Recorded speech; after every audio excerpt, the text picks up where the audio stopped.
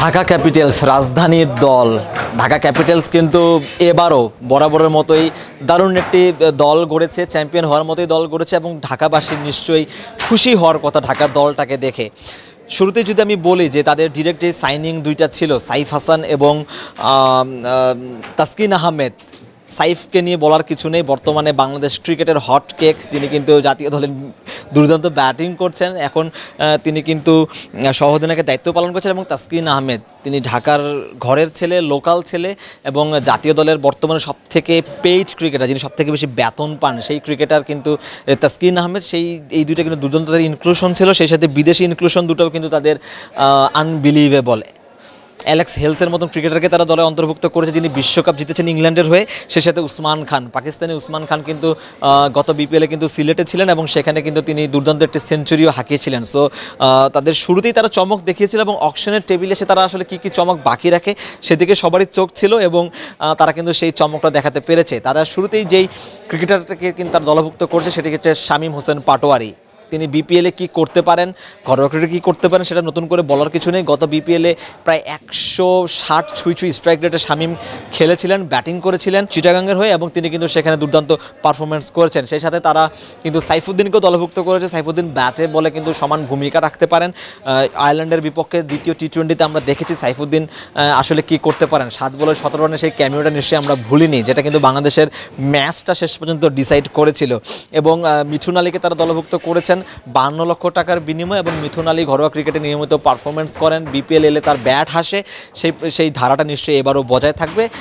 সবথেকে বেশি যেই দুটো ক্রিকেটারের দিকে চোখ থাকবে সেই দুটো ক্রিকেটার কিন্তু নিঃসন্দেহে সাব্বির রহমান এবং নাসির হোসেন।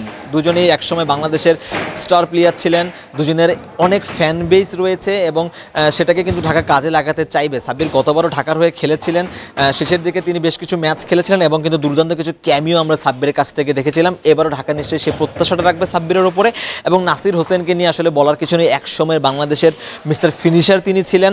যদিও কালের পরিক্রমায় নাসিরের পারফরমেন্সে কিছুটা ভাটা পড়েছে, কিন্তু নিজের দিনে নাসির কী করতে পারেন সেটা নতুন করে বলার কিছু নেই। যদি আমি সবশেষ এনসিএলের কথা বলি, সেখানে কিন্তু রংপুরকে চ্যাম্পিয়ন করার ক্ষেত্রে কিন্তু নাসিরের একটা বড় ভূমিকা ছিল। নাসিরকে কিন্তু আমরা দেখেছি যে ব্যাট এবং বল দুই জায়গাতেই সমান পারফরমেন্স করেছেন, যেটা তিনি অনেক আগে করতেন। সেই নাসির কিন্তু নিজেকে ফিরে পাওয়া শুরু করেছেন এবং ঢাকাতেও তিনি সেই ধারা বজায় রাখবেন বলেই ঢাকা সেই প্রত্যাশাটা করতেই পারে।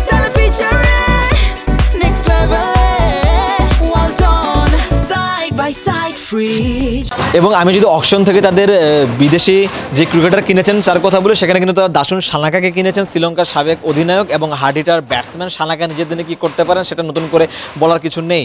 সো ওভারঅল কিন্তু ঢাকার দলটা কিন্তু দারুণ ব্যালেন্স একটা দল হয়েছে, দুর্দান্ত ব্যাটিং লাইন আপ। এই ব্যাটিং লাইন আপ যদি ক্লিক করে ফেলে একদিনে, সেদিন তারা আসলে কী করতে পারে সেটা হয়তো যারা বিপক্ষ টিম আছে তারা নিশ্চয়ই সেটা নিয়ে ভাববে, এই হেভিওয়েট ব্যাটিং লাইন আপটাকে নিয়ে। তবে এতটুকু এখন কিন্তু তাদের অন্ততপক্ষে কাগজে কলমে বলা যায়, ঢাকার এই ব্যাটিং লাইন আপ যদি একদিনে সবাই ক্লিক করেন সেক্ষেত্রে ঢাকা হয়তো বা বিপিএলের ইতিহাসে সবচেয়ে বেশি রান করার যে রেকর্ডটা, সেটা গতবার লিটন কুমার দাস এবং তানজিদ হাসান তামিম করেছিলেন, সেই রেকর্ডটাও তারা কিন্তু ভেঙে দেওয়ার মতন পরিস্থিতি তৈরি করতে পারেন। সো সেই প্রত্যাশাটা নিশ্চয়ই ঢাকাবাসীর থাকবে। ঢাকাবাসী নিশ্চয়ই চাবে যে অনেকদিন ধরে ঢাকা কিন্তু ট্রফি জিততে পারছে না, সেই ট্রফিটা নিশ্চয়ই এবার সাইফ হাসান কিংবা সাইফুদ্দিনদের হাত ধরেই সেই ট্রফিটা তারা পেতেই চাইবেন। সেই প্রত্যাশা নিশ্চয়ই ঢাকাবাসীর থাকবে।